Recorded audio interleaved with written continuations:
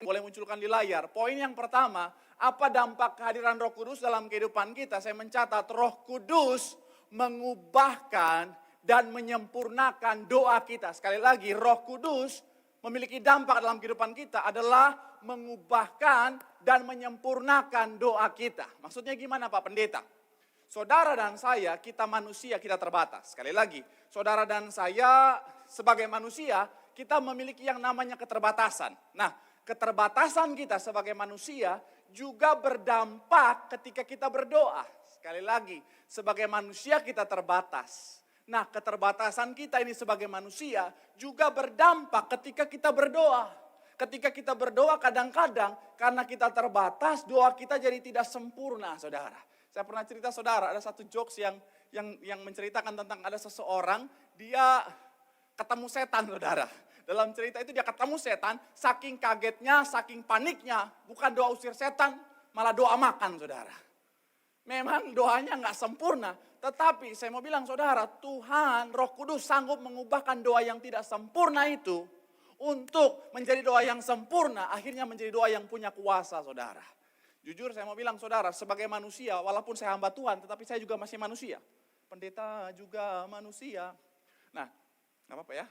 Saya mau bilang saudara, pendeta juga manusia. Kadang-kadang saudara, ketika saya berdoa, doa saya pun kadang-kadang nggak sempurna. Ketika saya berdoa, doa saya pun kadang-kadang masih punya kekurangan saudara.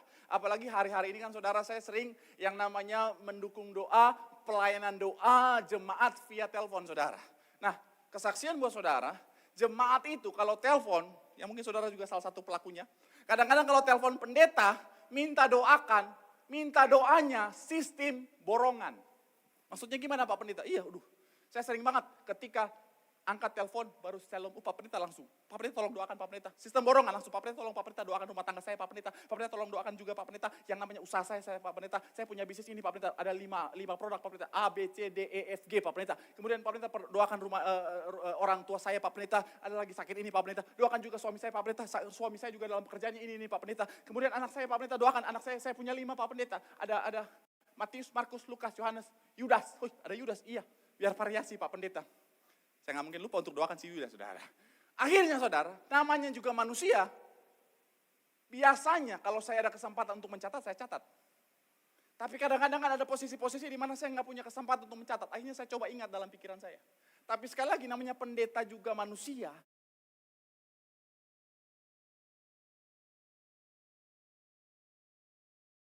Kadang-kadang ada yang lupa gitu saudara. Kadang-kadang dari sekian banyak pokok doa yang borongan itu, kadang-kadang ada yang lupa. Tapi saya percaya, walaupun ada yang lupa, Roh Kudus sanggup mengubahkan doa saya yang tidak sempurna itu menjadi doa yang sempurna.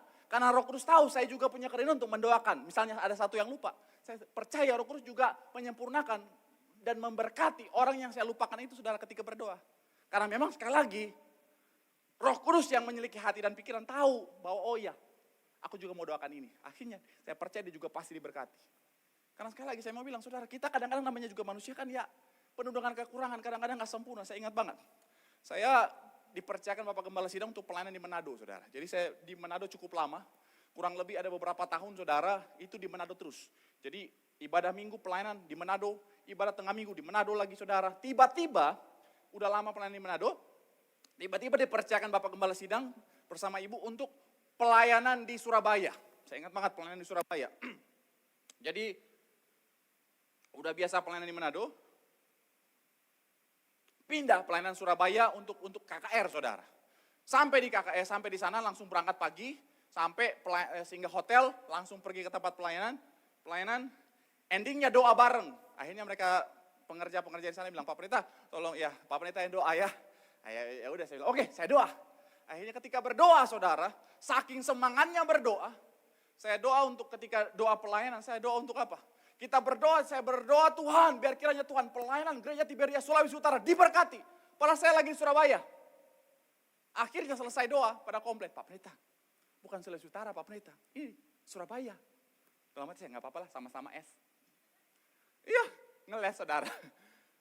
Walaupun saya salah, walaupun doa saya nggak sempurna, tapi saya percaya Roh Kudus tahu apa yang menjadi maksud saya. Waktu itu maksud saya adalah untuk Surabaya. Saya percaya ketika saya berdoa, Roh Kudus sanggup sempurna.